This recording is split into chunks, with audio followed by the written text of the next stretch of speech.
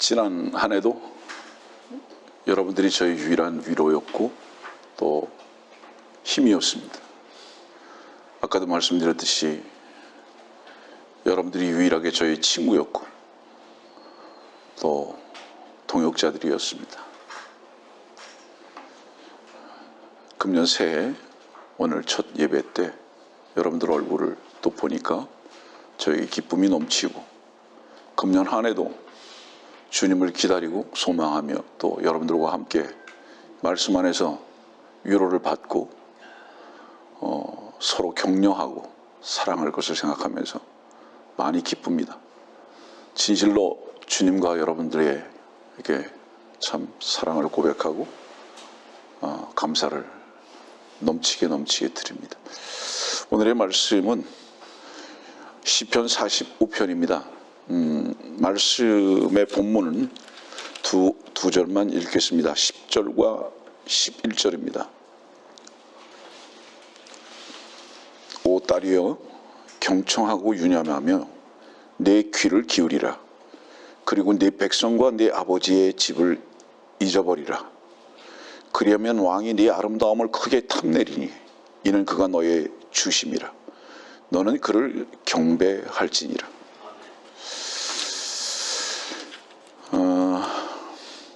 우리 시편 19편 한번 다시 보겠습니다.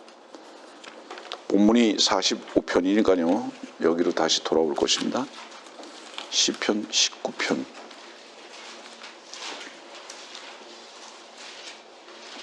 (4절과) (5절입니다) 그들의 선율은 온 땅을 질러 뻗어나가고 그들의 말은 세상의 끝까지 다다랐으니 그가 그들 가운데 태양을 위하여 장막을 세우셨도다. 태양은 신랑방에서 나오는 신랑 같고 경주하는 강한 남자처럼 기뻐하는도다.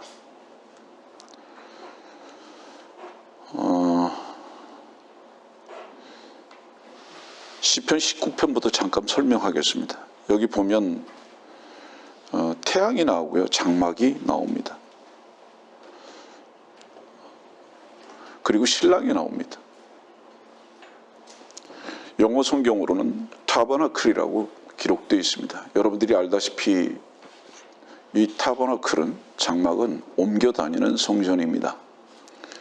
그 베드로후서 1장에도 동일한 단어의 말씀으로 기록하고 계십니다. 이 말씀을 교리적으로 잠깐 여러분들에게 설명을 먼저 드리면은, 주님은 재림의 주로 오셔서 장막절을 치르실 겁니다.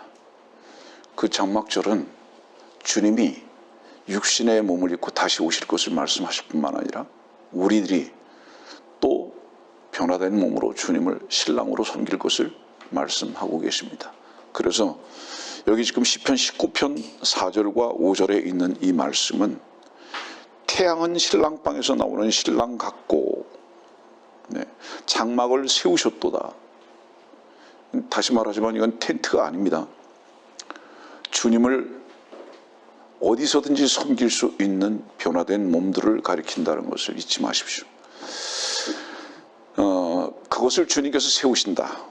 근데 그분은 태양이고 신랑이다. 이 태양이고 신랑이라는 것은 성경에서 태양은 늘 주님을 말씀하고 계시다는 것을 여러분들 아셨을 겁니다. 말라기 4장에도 그 말씀을 이렇게 기록하고 계십니다. 말라기 4장 우리 한번 볼까요?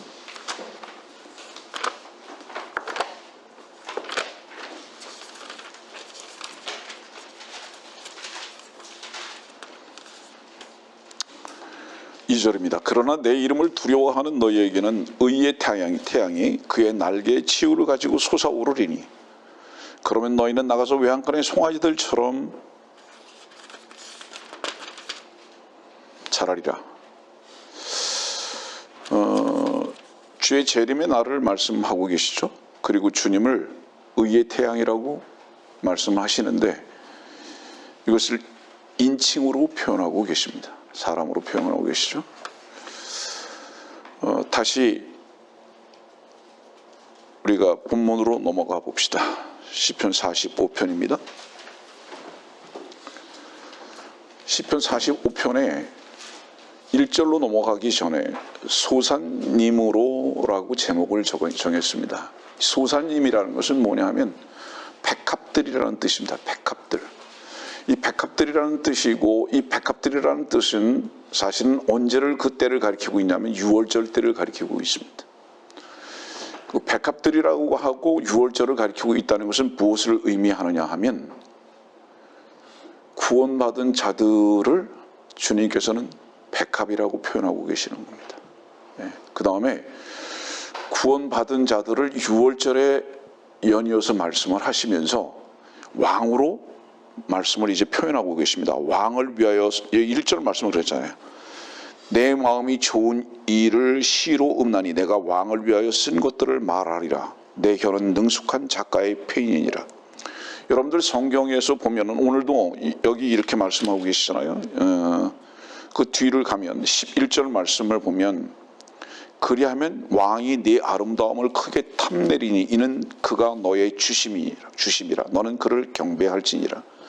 창세기 1장 1절의 주는요 엘로힘이라고 부릅니다.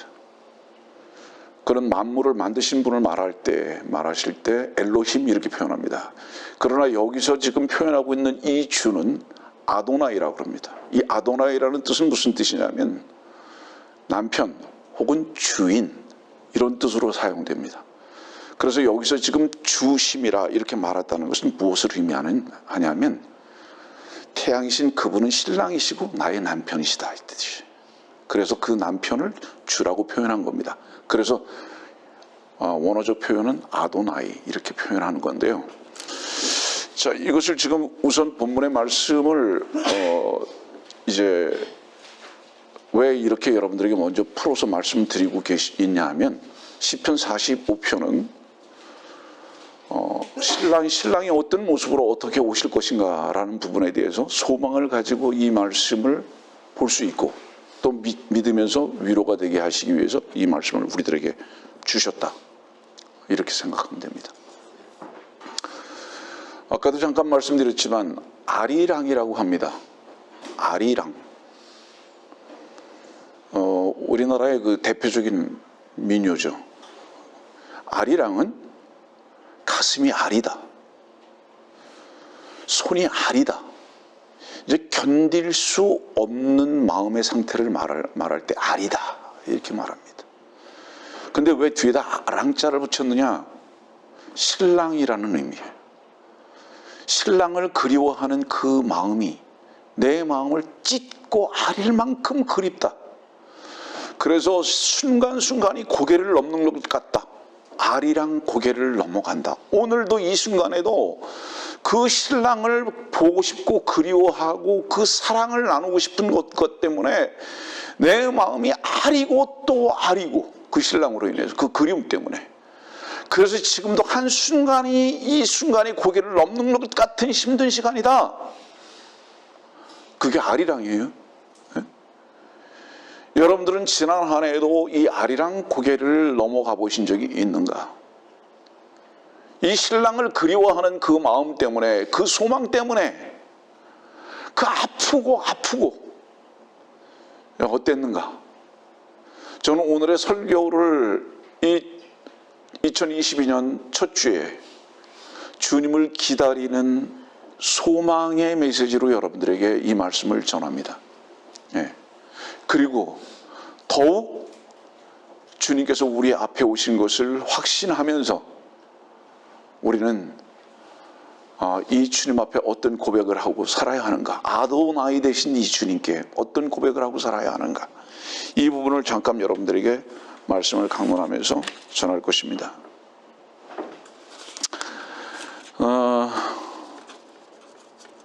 조금 아까 우리 태양을 얘기했는데요. 오늘 성경을 다 찾을 수 있는 시간은 없습니다.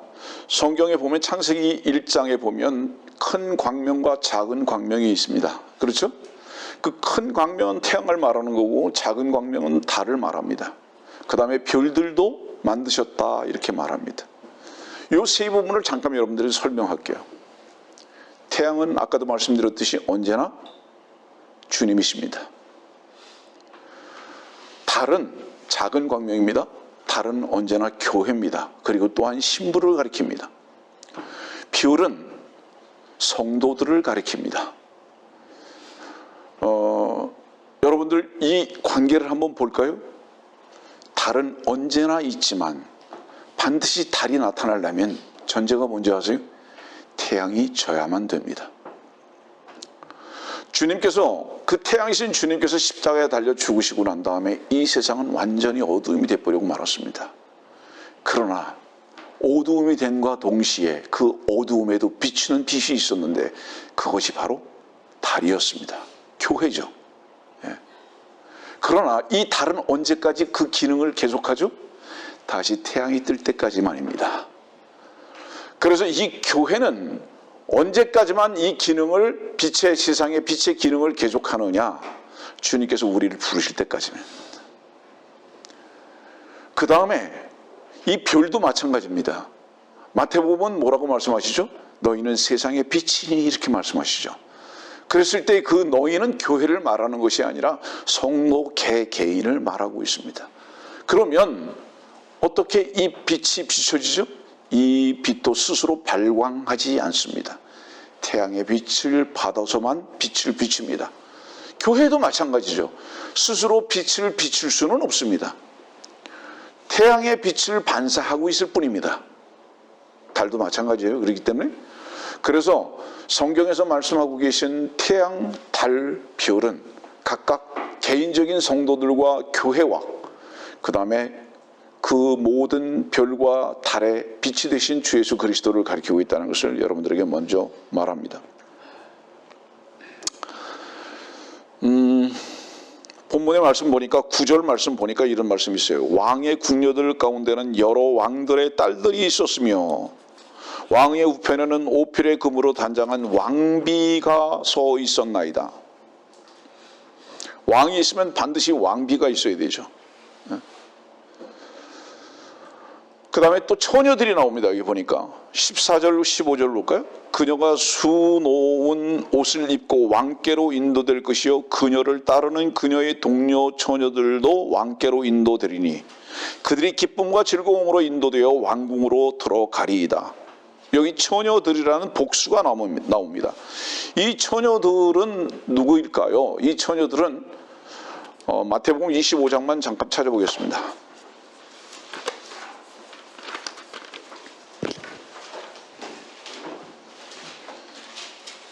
이 처녀들은 마태복음 25장 1절에 그때의 천국은 등불을 들고 신랑을 맞으러 나간 10명의 처녀들과 같으니라 그렇습니다. 자, 잠깐만요. 왕비는 하나입니다. 그러나 처녀들은 복수로 지금 기록하고 계십니다. 여럿이에요. 이것은 교회를 말하고 있지 않아요. 마태복음 25장의 처녀들은 교회를 말하고 있지 않습니다. 신부를 말하고 있는 것이 아니에요. 들러리를 말하고 있습니다. 다시 말하면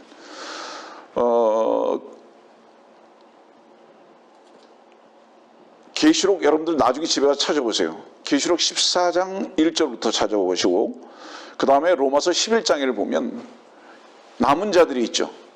우리 로마서 11장은 찾아봅시다. 우리 지난주에도 그 말씀 전한 것 같은데 로마서 11장의 말씀 보면 5절 말씀입니다.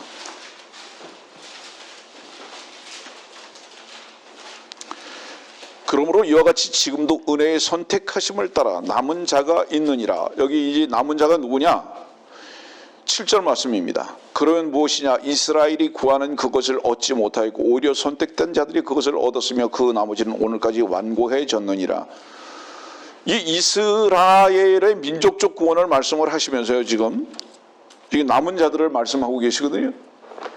그러니까 마태복음 25장의 이 처녀들은 이스라엘의 남은 자들이 구원을 얻을 것을 가르쳐주고 있는 거예요.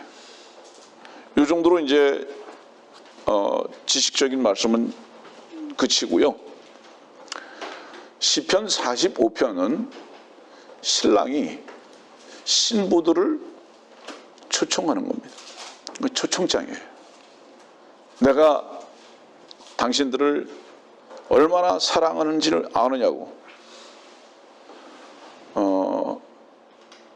얼마나 부르고 있느냐 하면, 자 보세요. 창세기 24장에 보면요. 이따 나중에 혹시 기회 되면 찾아볼 겁니다.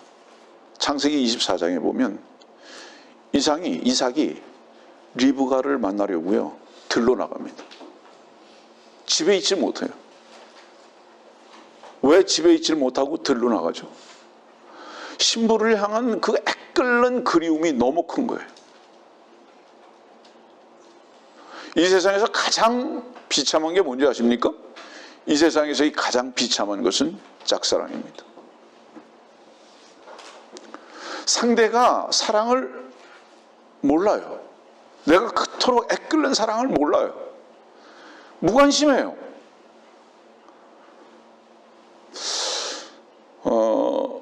이 말씀을 드리는 이유는 뭐냐면 주님은 우리를 사랑하셔서 지금 보좌에서 일어나셨습니다. 스데반을 맞이하실 때와 같이 보좌에서 일어나셨어요. 그래서 우리를 향해서 달려오고 계십니다. 지금 이 말씀도 그 말씀이잖아요. 달려오고 계세요. 아주 강하게 달려오고 계세요. 그런데 우리는 자고 있지 않습니까? 혹시 주님을 만나고자 하는 그 아리한 그 마음이 우리들 가운데 있는가? 주님만 우리들에게 이 애아픈 시편을 기록하시고 우리들에게 이 말씀이 우리들 마음 가운데에 나는 이런 고백을 너희에게 하고 있다. 너희들의 마음은 어떠냐라고 점검을 하실 때에 우리는 그분께 무엇이라고 답변할 수 있는 것인가?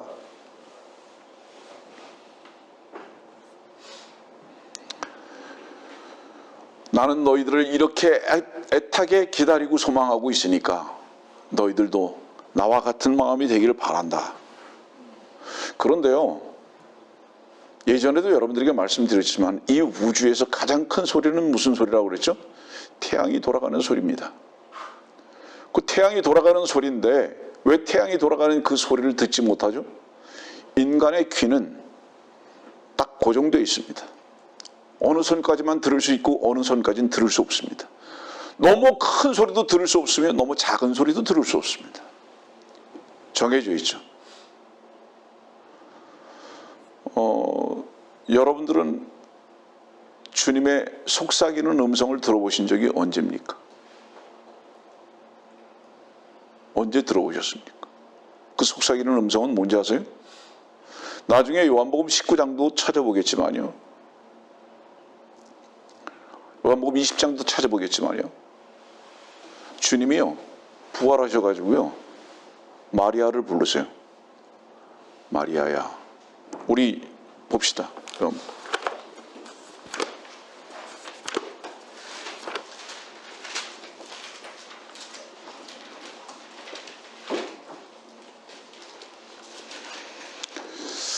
(16절입니다) 요한복음 20장 16절.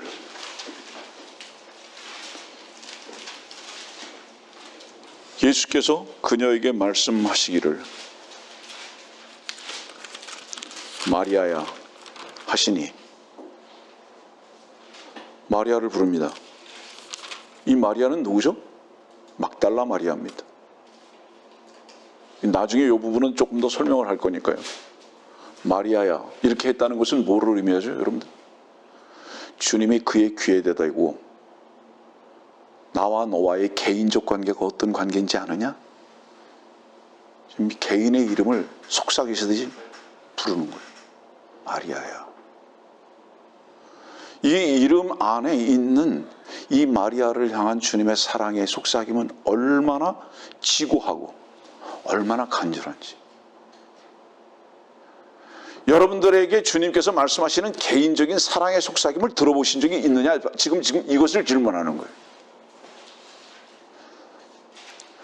어떤 대중들 속에서 무엇을 듣는 게 아니라 개인적으로 여러분들에게 귀에다 속삭이는 주님의 사랑의 속삭임을 언제 들어봤느냐라는 것을 질문하는 거예요. 주님은 마리아에게 마리아야 이렇게 부르시는 거예요. 여러분들의 개인의 이름을 언제 주님께서 불러보신 적이 있는가? 우리는 처음에 주님의 속삭임의 소리를 언제 들었는지 아십니까? 주께서 우리에게 복음이 되셨을 때입니다. 우리에게 구원의 주가 되셨을 때입니다. 그때 처음으로 주께서 나를 부르시는 음성을 들었습니다. 그리고 믿음으로 반응한 것이죠. 여러분들은 그 음성을 언제 또 들어보신 적이 있으십니까? 주님은 여전히 우리들에게 사랑을 속삭이고 계시다는 것을 말씀을 드리는 거예요.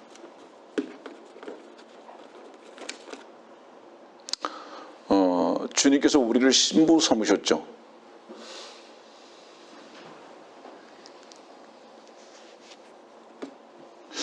왜 막달라 마리아와 같은 창녀를 신부로 삼으셨을까요? 이유가 뭘까요? 역설적이지만 막달라 마리아가 창녀였기 때문입니다. 창녀가 아닌 자들은 절대로 주님의 신부가 될 수가 없습니다. 또 오해하실 수 있는 분들 계시겠죠? 무슨 뜻인지 아세요? 나는 세상을 사랑하고, 자 생각해 보세요. 뭐가 창녀인지 아세요, 여러분들? 우리의 신랑은 분명히 주님이신데요, 다른 남편을 섬겨요. 그 남편이 뭡니까? 세상입니다. 세상을 따라요. 세상을 섬겨요. 세상을 사랑해요. 이것을 성경에서 창녀라고 하고 있다 이 말이에요. 우리를 구속한 주님은 아도나이세요. 그분이 신랑이라고요. 근데 세상을 사랑하고 세상을 따르면서도, 남편과 같이 사랑하고 따르면서도, 주님을 따르지 않으면서도, 주님을 사랑하지 않으면서도 창녀인 것을 모른다 이 말이에요. 그러나 막달라 마리아는 창녀인 것을 아는 거예요, 자기 자신이. 그래서 그 창녀인 것을 알았던 막달라 마리아를 사랑하시는 거예요. 주님은 바로 이 창녀를 구원하시기 위해서 오셨다는 겁니다. 여러분들이 주님의 사랑의 고백을 들을 수 없는 많은 이유들이 있겠지만은 그 중에 가장 중요한 것은 무엇이냐? 여러분들의 위치를 주님 앞에서 발견하지 못했기 때문이다. 너무 소음에 여러분들의 귀를 빌려주고 있어요. 그 소음이 뭡니까, 여러분들? 그 소음은 세상 소리입니다.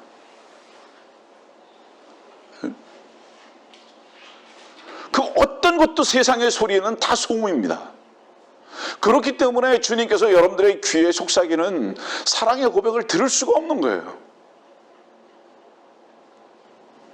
저는 금년 한 해 여러분들이 이 사랑의 고백을 날마다 들을 수 있고 시시때때로 이 고백을 들어서 여러분들의 위로와 소망과 넘치는 기쁨을 가지고 살 수 있는 성도들이 되기를 바라는 마음에서 이 설교하고 있는 거예요.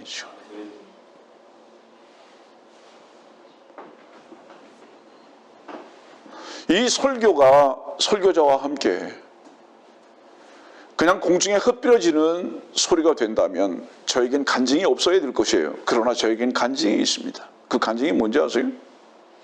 저의 유일한 기쁨과 소망도 주님 한 분뿐이십니다. 제가 참으로 사랑한다고 고백할 수 있는 분도 바로 그분뿐이십니다. 그래서 그분의 사랑 안에서만 저에게도 위로가 되고 기쁨이 있음을 여러분들에게 또 고백하는 것입니다. 하기 때문에 이 고백을 여러분들과 함께 나누고 싶은 거예요.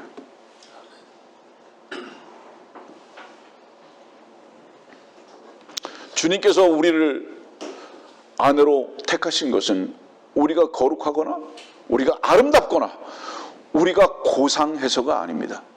우리들은 무엇이죠? 부패하고 허물만 가득한 자들입니다. 그러나 놀랍게도요, 그분께서 우리를 아내로 맞이하셨을 때 그분의 고상함이 우리에게 전가되었고 그분의 아름다움을 우리에게 나눠주셨을 뿐만 아니라 그분의 모든 고상함과 그분의 모든 풍족까지도 우리의 것이 되게 하셨다는 겁니다. 우리에겐 가진 게 아무것도 없었어요. 여러분들 그것을 누리고 살고 있는가? 그분이 십자가에 왜 가슴을 찔리셨죠? 창으로? 창으로 그분이 가슴을 찔리신 이유가 뭘까요? 여러분들을 그분의 가슴에 안고 싶어서 가슴에 찔리신 거예요. 그 피로 말미암아 여러분들을 아내 되게 하셨잖아요. 그래서 여러분들이 너무 잘 아시는 대로 요한복음은 가슴에 안긴 자에 대해서 말씀하고 있지 않습니까? 교회죠. 그리고 성도들이죠. 성경 전체에서 가장 중심되는 단어가 유절이 요한복음 3장 16절이 된 이유가 뭘까요? 하나님이 세상을 이처럼 사랑하사. 왜 그랬을까요? 하나님은 사랑이시기 때문이라는 겁니다. 그래서 그 사랑을 오늘도 우리들에게 넘치게 주기를 원하시는 거예요. 그러면 그 사랑은 어디서만 얻을 수 있을까요? 그분의 가슴에서만 얻을 수 있습니다. 다른 뜻으로는 이것이 의미하는 바가 무엇이죠? 주님의 피를 흘리심이 바로 여러분들의 허물과 여러분들의 죄와 여러분들의 모순과 연약함과 세상을 사랑함 때문이었다는 것을 반증하고 있다는 것입니다. 그것을 우리들이 알고 고백했을 때 주님의 사랑의 가슴 가운데 거할 수 있는 조건이 된다는 것을 성경은 우리들에게 가르쳐주고 계시다. 자, 사랑이라는 것은요, 상호 관계입니다. 일방적이지 않아요. 사랑은 상호 관계예요. 여러분들 혹시 나중에 이제 에베소서 같은 경우를 찾아보면은요, 에베소서 한번 봅시다.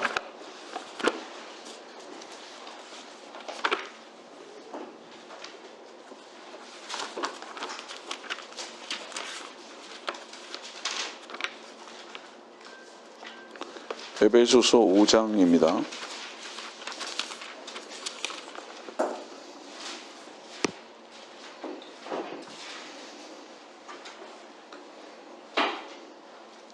(24절입니다) 그러므로 교회가 그리스도께 복종하듯이 아내들도 자기 남편에게 매사에 그렇게 해야 할지니라.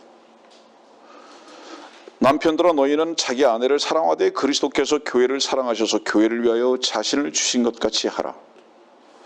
이 말씀의 내용은 뭔지 아세요? 상대적이어야 된다 이 말이에요. 일방적이면 안 된다 이 말이죠. 여러분들 사랑하면서 일방적인 사랑을 가질 수 없죠. 항상 사랑은 나눔이죠. 그러면 그 나눔의 결과는 무엇이죠? 사랑의 나눔의 결과는 연합입니다. 하나죠. 그래서 주님께서 우리를 사랑하셨던 것은 우리와 하나 되게 하시기 위해서 우리를 사랑하신 것이고요. 그것이 신랑과 아내의 관계입니다. 이것이 영적인 연합의 관계고요. 그래서 사랑의 유일한 방향성과 목표는 무엇이냐? 연합, 곧 하나됨입니다. 그럼 이 하나됨이라는 것은 무엇을 의미하느냐? 일방적일 수 없다 이 말이에요. 이 말씀을 지금 여러분들에게 이렇게 나타내 보이는 이유는 무엇이냐? 주님이 우리를 그렇게 사랑하셨는데 그것이 일방적인 것이 혹시 아니냐라는 것에 대해서 여러분들이 질문하는 거예요. 여러분들은 주님을 어떻게 하고 있느냐? 주님을 향해서 이것을 점검해보는 시간이 돼야 하겠다고 여러분들에게 이 말씀을 드리는 겁니다.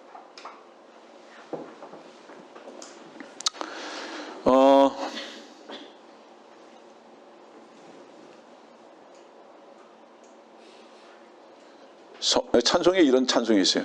이전보다 더욱 사랑합니다. 이런 찬송이 있어요. 그 찬송 왜 하게 됐는지 아세요? 주님을 떠났다 돌아와 보니까 주님을 떠났다 돌아와 보니까 이전보다 더욱 더 사랑합니다. 이 표현하는 거예요.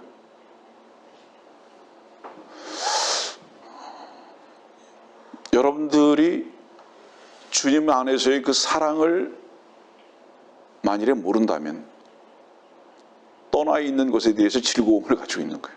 돌아오지 않은 거예요. 신랑의 품에서 가슴에서 떠나 있었다 이 말이에요. 그러면 그곳이 어디입니까? 그곳이 분명히 세상일 겁니다. 사랑 몰라요. 알 수가 없어요. 근데 돌아와 봤는데 이전보다 더욱 사랑합니다. 그거 왜 그렇게 하는지 아세요? 그분은 여전히 나를 바라보고 목을 안고 나를 반기면 내 가슴, 그분의 가슴에 나를 다시 안으시더라 이 말이에요. 그랬어요, 안 그랬어요? 늘 그러셨어요. 우리는 그분을 배반했는데 돌아와 보니까 여전히 그분은 나를 기다리고 계시고 그분의 사랑의 가슴에 나를 또한 여전히 안으시는 거예요. 그때 우리의 고백은 뭐죠? 또 사랑의 빚을 졌습니다. 이전보다 더욱 그러기 때문에 사랑합니다. 뭐예요? 나는 절대 다시 돌아가지 않겠습니다. 내가 죄인이 되어 보니까 정말 주님께서 나를 얼마나 신실하게 사랑하시는지를 비로소 알았습니다. 이 말이죠. 주님의 사랑은요, 절대로 우리를 끊지 않으십니다. 마귀도 끊을 수 없어요. 지옥도 우리를 끊을 수 없습니다. 그분의 사랑에서. 로마서 8장 뭐라고 말씀하죠?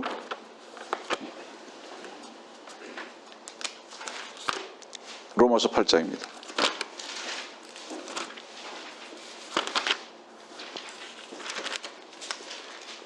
38절입니다. 내가 확신하노니 사망이나 생명이나 천사들이나 정사들이나 권세들이나 현재의 일들이나 다가올 일들이나 높음이나 깊음이나 어떤 다른 피조물이라도 우리를 그리스도 예수 우리 주 안에 있는 하나님의 사랑에서 떼어놓을 수 없으리라. 떼어놓을 수 없어요. 자, 다른 표현할게요. 혹여 여러분들이 배반하는 것 같아도 그분은 배반한 그 자리에 여전히 우리를 사랑하고 계십니다. 우리가 그분을 떠난 것 같아도 그분은 떠난 그 자리에 여전히 우리를 사랑하고 계십니다. 정말 그럴까요? 예, 오늘 확인해 보세요. 여전히 그러하십니다.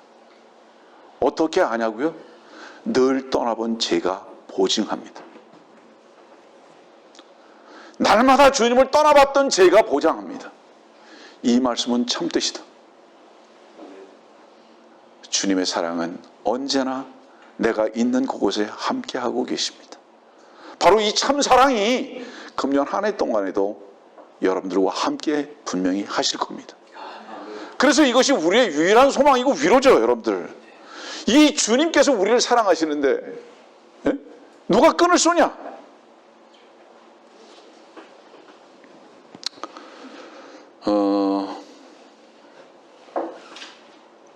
우리 요한복음 20장으로 다시 갈까요? 요한복음 20장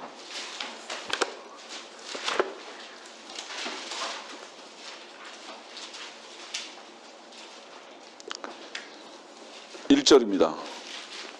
그 주의 첫날 아직도 어두운데 막달라 마리아가 일찍 무덤에 와서 돌이 무덤에서 옮겨진 것을 보고 그녀가 달려가서 시몬 베드로와 예수께서 사랑하신 다른 제자에게 와서 그들에게 말하기를. 자, 이 말씀의 내용이 뭔지 아세요? 가장 먼저 막달라 마리아가 무덤에 갔다 이 말이에요. 누구보다? 요한보다 베드로보다 어떤 누구보다 가장 먼저 갔다 이 말이에요. 그 그리움이 얼마나 그리운지, 이 주님을 향한 그 그리움이 얼마나 그리운지. 10절 말씀 보세요. 그리고 나서 제자들은 자기들의 집으로 다시 돌아가니라. 그러나 마리아는 무덤 밖에서 울고 섰더라. 10절과 11절을 이어주는 단어가 부정사예요. 그러나 무엇과 다르다는 거죠? 제자들은 돌아갈 집이 있었지만 마리아는 갈 데가 없었다. 그건 집이 없었다는 것을 말하는 게 아니에요. 주 예수 그리스도가 계신 곳, 그분의 사랑을 확인하기 전에는 어디도 갈 수가 없다. 그냥 전 세계가 그냥 엠티가 돼버린 거예요. 공허한 거예요. 응? 어떻게 가겠느냐 하면 내가 어디를 가겠느냐 이 말이에요. 제자들은 다 가요. 근데 이 마리아만큼은 갈 데가 없어요. 그 마음속에 무엇밖에 없죠? 주 예수 그리스도 한 분 외에는 없어요. 가정도 없어요. 사회도 없어요. 자식도 없어요. 오직 그 마음속에는 주 예수 그리스도 한 분밖에 안 계신 거예요. 갈 데가 없어요. 걸음을 뗄 수가 없어요. 뭐 다른 것을 생각할 수가 없어요. 여러분들은 이런 사랑을 해보신 적이 있으십니까? 그리스도 안에서. 네? 그래서 10절 말씀과 11절 말씀은 다른 제자들과 마리아의 다른 점을 이렇게 나타내 주고 있습니다. 그러다 보니까 주님께서 그 마리아를 아시고 부르신 거죠. 마리아야. 놀랍게도요, 주님께서 죽고 다시 사셨을 때 가장 먼저 만난 자가 마리아입니다. 그죠? 그러면 두 관계가 어떠한 관계일까요? 가장 깊은 개인적 사랑의 관계를 나눈 것이 분명합니다. 그런데 사람들이 이렇게 말하죠.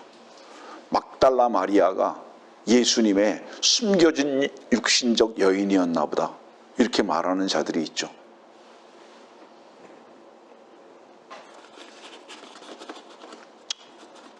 개들은 개똥밖에 안 보이는 거고요. 저는 이렇게 말합니다. 주님이 거짓말 하셨습니다. 그래도 그분은 거짓되지 않으신 분입니다. 아세요? 무슨 얘기지? 주님은 우셨습니다. 그러나 그분은 슬픈 분이 아니십니다. 그분의 모든 것들은 우리의 생명을 위한 것들이었습니다. 그분의 모든 연약함을 보이셨던 것은 우리를 사랑하신 것에 대한 결과였습니다. 여러분들, 나는 오늘 이 막달라 마리아와 주님의 관계를 깊이 있게 다루고 싶은 생각은 없어요. 그러나 주님은 회전하는 그림자도 없으신 분이십니다. 그분은 의 자체시죠. 자, 이 마리아를 개인적으로 그렇게 부르십니다. 아까도 말씀드렸듯이 이 막달라 마리아는 어떤 사람이기 때문입니까? 창녀이기 때문입니다. 그리고 그 뒤로 넘어가 볼까요?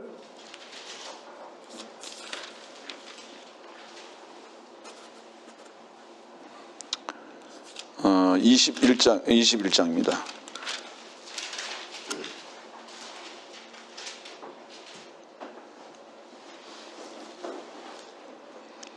요한복음 21장 17절입니다. 세 번째 그에게 말씀하시기를, 15절도 요나의 아들 시몬입니다. 15절도 그리하여 그들이 식사를 끝마쳤을 때 예수께서 시몬 베드로에게 말씀하시기를, 요나의 아들 시몬아. 17절에도 요나의 아들 시몬아, 16절에도 요나의 아들 시몬아. 주님께서는요, 요나의 아들 시몬한테 계속 사랑을 확인하십니다. 그 요나의 아들 시몬한테 계속 왜 이렇게 특별히 계속 세 번을 질문하시면서 베드로야 라든가 아니면 그냥 시몬아 라든가 이렇게 말씀하지 아니하시고 왜 계속 요나의 아들 시몬아, 요나의 아들 시몬아, 요나의 아들 시몬아 계속 이렇게 반복해서 계속 말씀하실까요? 인간의 아들아, 육신적인 피로 사랑을 아냐? 육신적인 피를 가지고 사랑하는 것이 무엇인지 너 아냐? 너 예전에 나한테 이렇게 고백했지. 주는 그리스도시요 사랑하는 하나님의 아들이라고 말했지. 그리고 죽기까지 따르겠다고 말했지. 너 그거 다 어디 갔냐? 그 요나의 아들 시몬으로서의 사랑의 고백은 나를 3번 부인한 거지. 그 사랑이 참된 건지 아냐? 이것을 지금 베드로에게 주지시키고 있습니다. 사람으로서의 각오, 다짐, 변치 않을 것 같은 그 사랑 다 헛것 아니냐? 너? 어떠냐? 지금 생각해 보니까 이걸 말하고 있죠. 지금 요한복음 19장의 말씀 한번 넘어가 봅시다. 요한복음 19장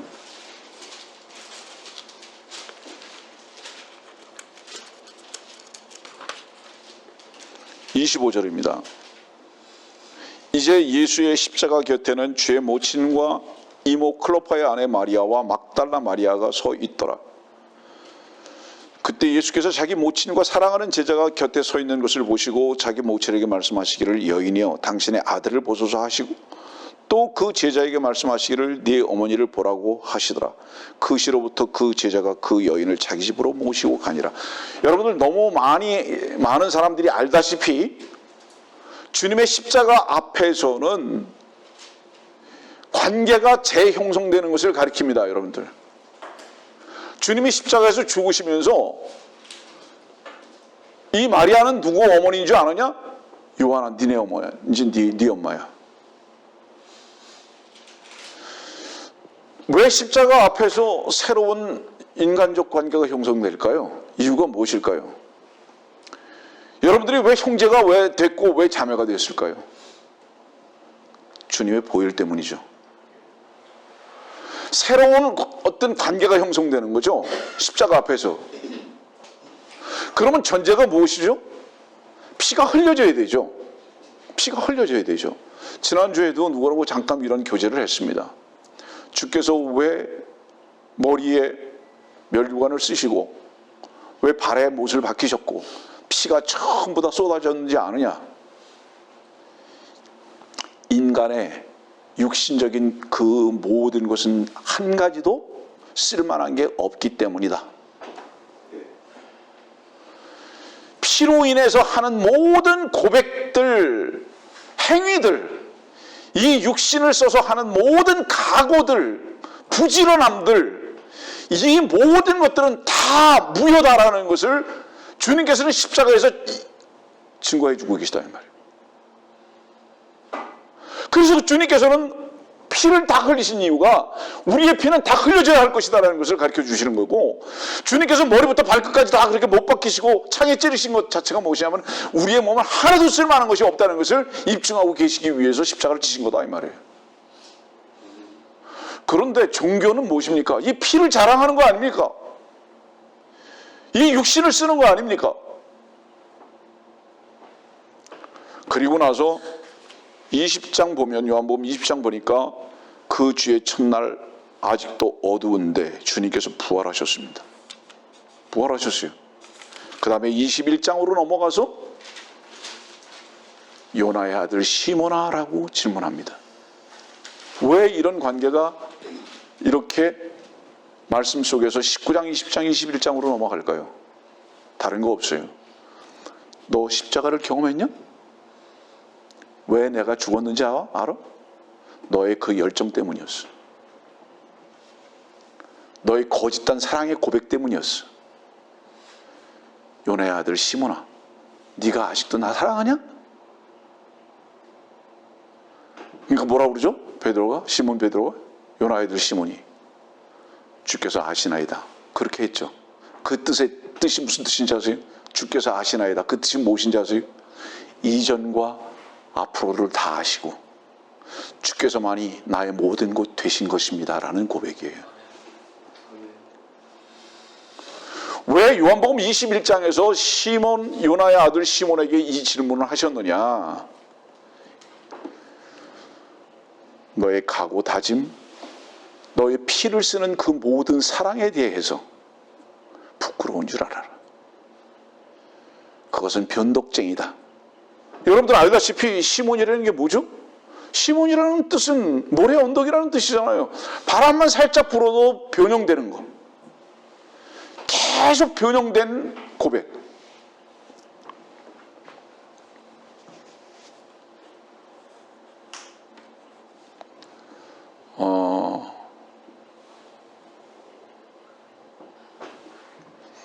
조영남이가 이런 노래해요. 다른 건 몰라도 사랑 없인 못 살아요.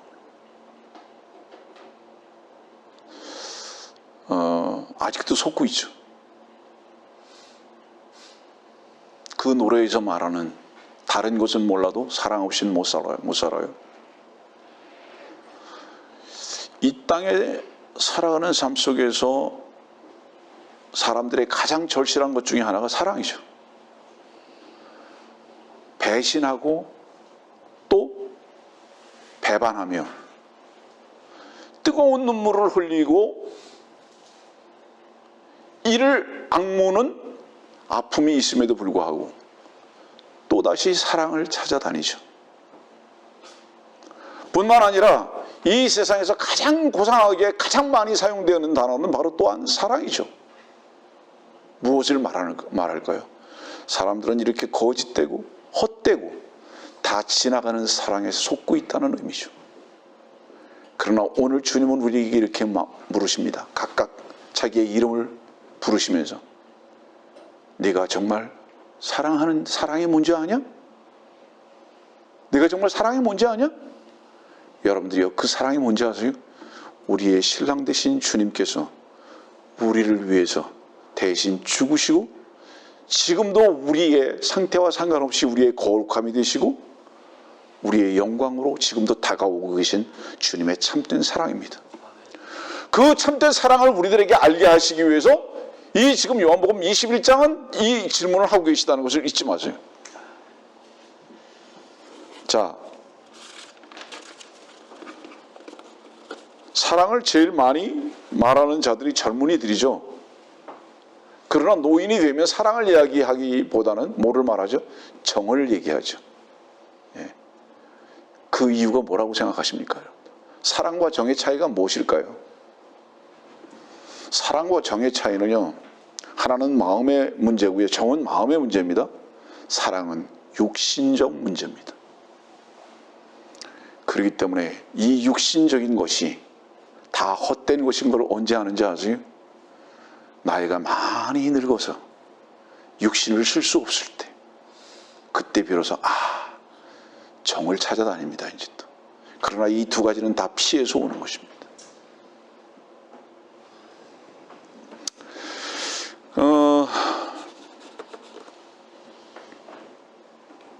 고린도후서 5장에 있는 말씀 봅시다.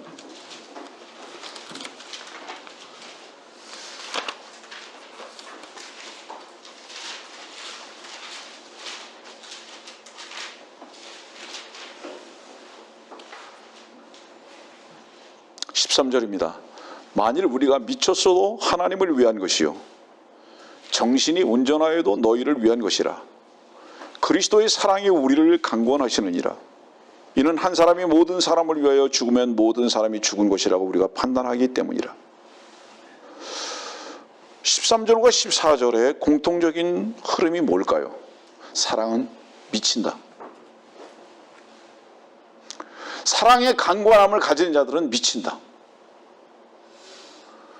여러분들, 이 미친다는 다른 뜻은 무엇을 뜻하는지 아세요? 눈 멀어버렸다.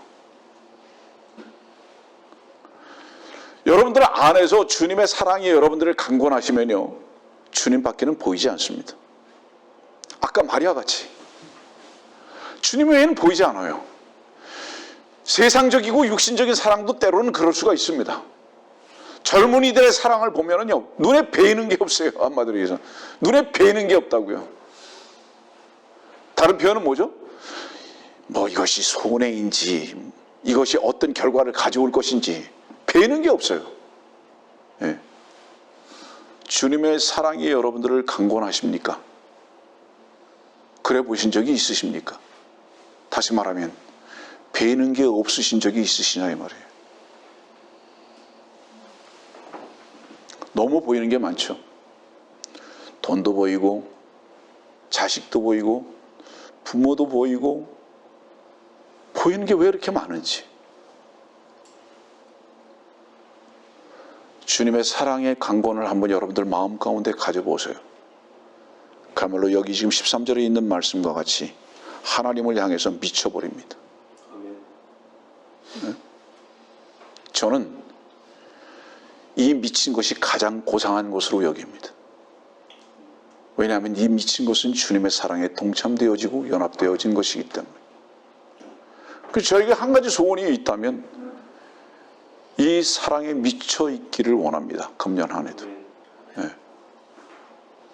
다른 것 돌아볼 수 없게 되기를 저는 소원합니다.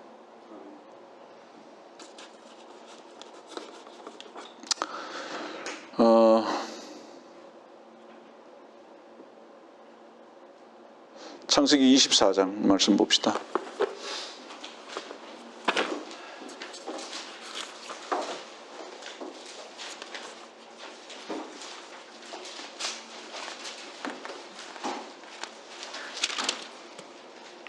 창세기 24장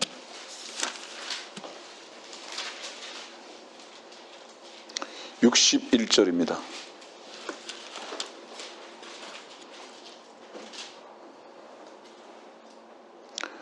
리브가가 일어나서 그녀의 몸종들과 함께 낙타들을 타고 그 사람을 따르니 그 종이 리브가를 데리고 그의 길을 가더라. 자, 밑에 있는 말씀도 한번 봅시다.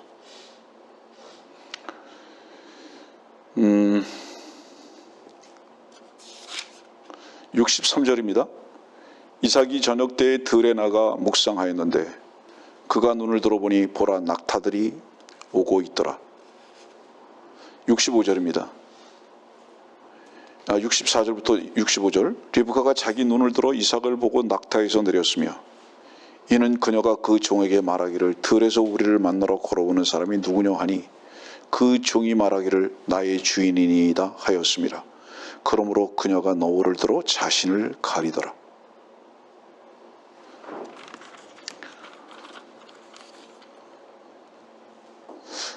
영광의 가장 최고의 영광의 면류관이 뭘까요? 여러분들에게 가장 최고의 영광의 면류관이 뭘까요? 너울을 쓰는 겁니다.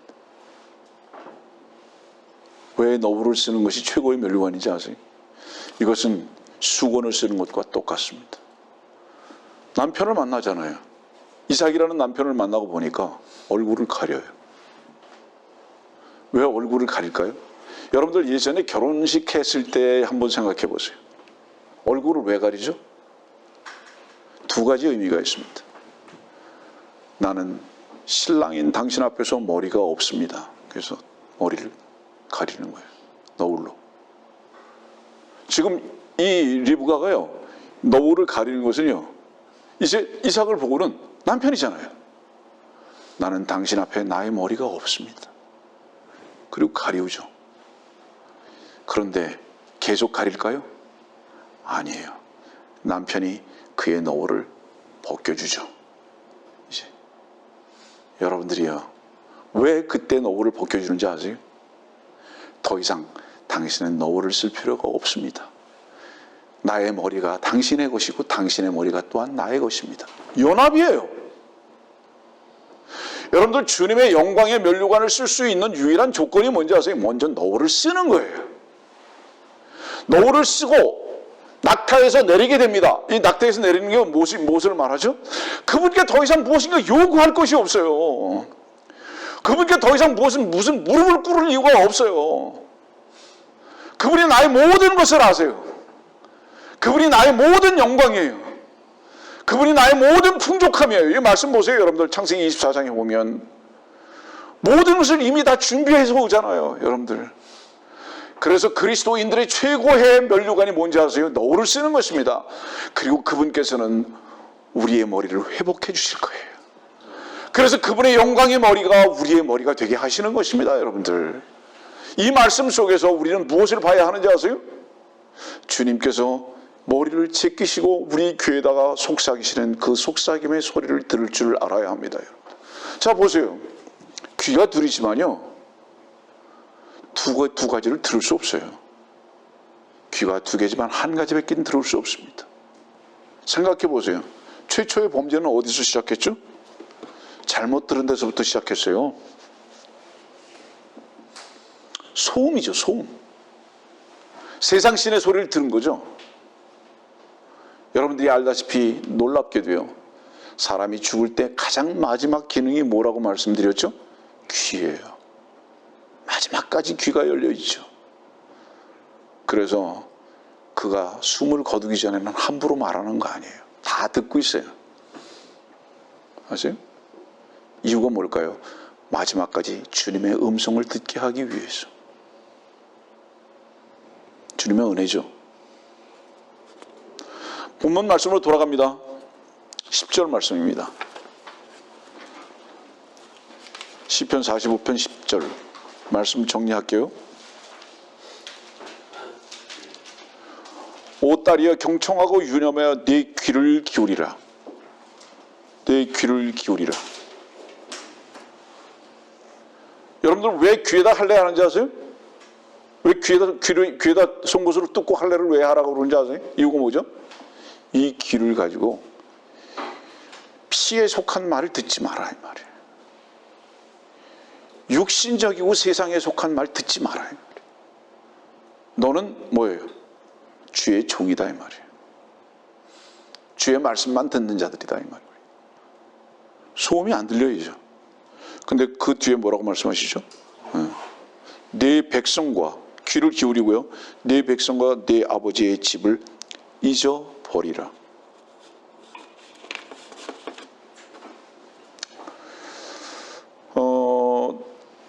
결혼한 사람이 가장 문제가 뭔지 아세요? 시집을 간 사람의 가장 문제. 친정을 더 마음에 두는 것입니다.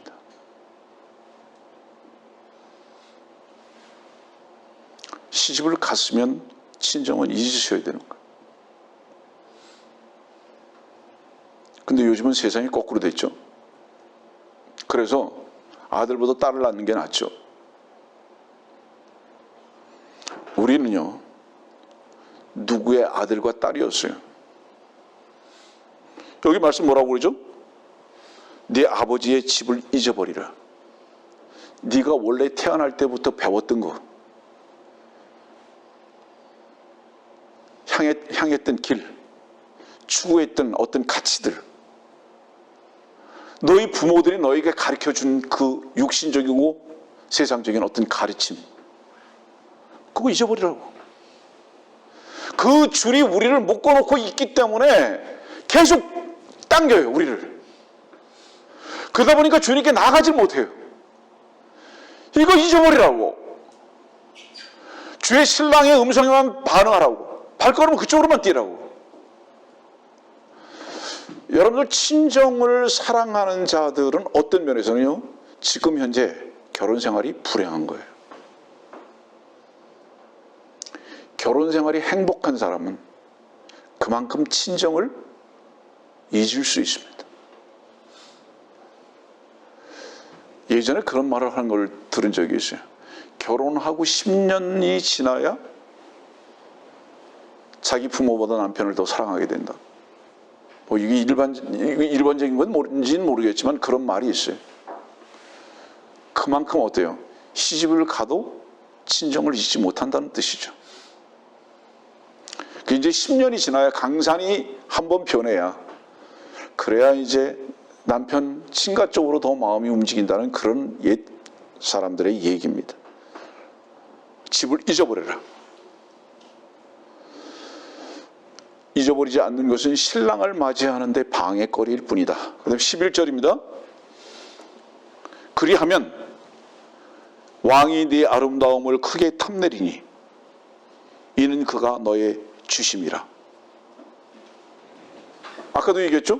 아도나이, 남편이라고. 너를, 남편인 그가 너를 크게 아름답게 보고 탐하는 이유가 뭔지 아느냐? 네가 이전 것을 잊어버리고 남편으로 여기기 때문에, 남편 하나만을 바라보기 때문에, 이렇게 이 말씀이죠. 우리 솔로몬의 노래로 한번 가봅시다. 솔로몬의 노래 2장.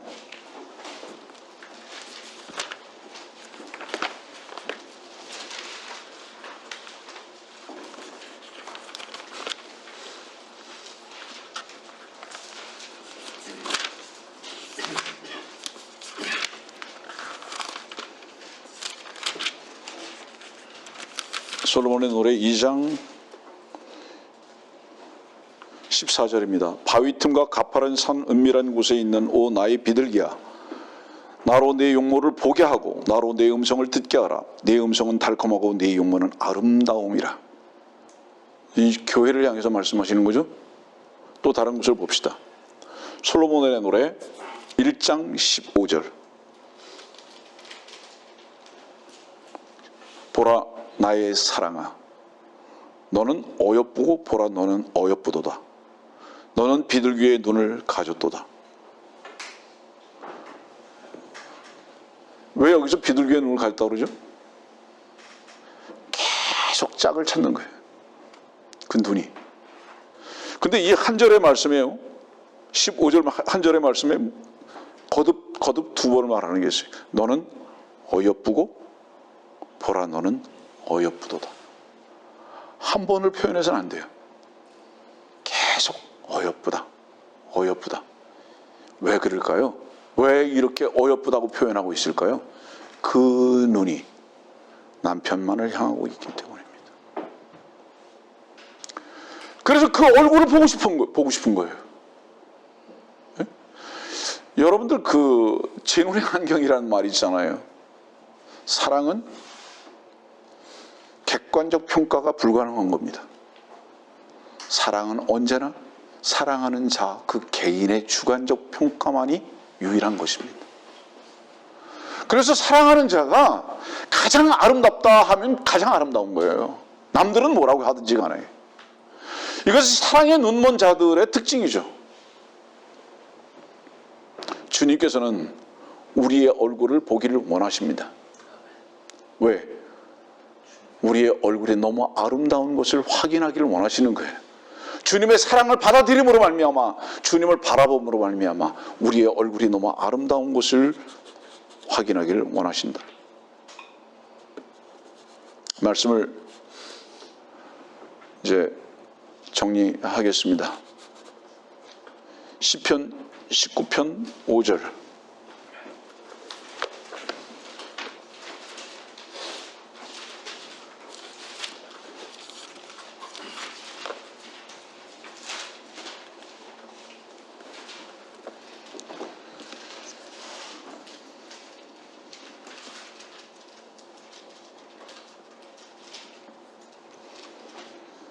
태양은 신랑방에서 나오는 신랑 같고 경주하는 강한 남자처럼 기뻐하는도다.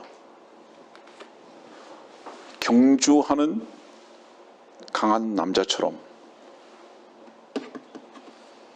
주님께서 얼마나 우리를 향해서 달려오시는 것이 강한지, 그 다른 박질이 얼마나 빠르신지 주님은 늦추지 않으실 겁니다. 보세요. 주님을 그리워하는 자들이 주님께서 왜 이렇게 늦게 오실까라고 생각할 수 있는지 아세요? 천만에요. 주님이 더디 오신다고 생각하는 자들은요, 지금 주님의 사랑을 모르는 자들이에요. 지금 현재적으로요, 주님의 사랑을 마음 깊이 가지고 있는 사람은 어떤 상황 속에서도 그 주님이 그들 안에 살아요, 함께.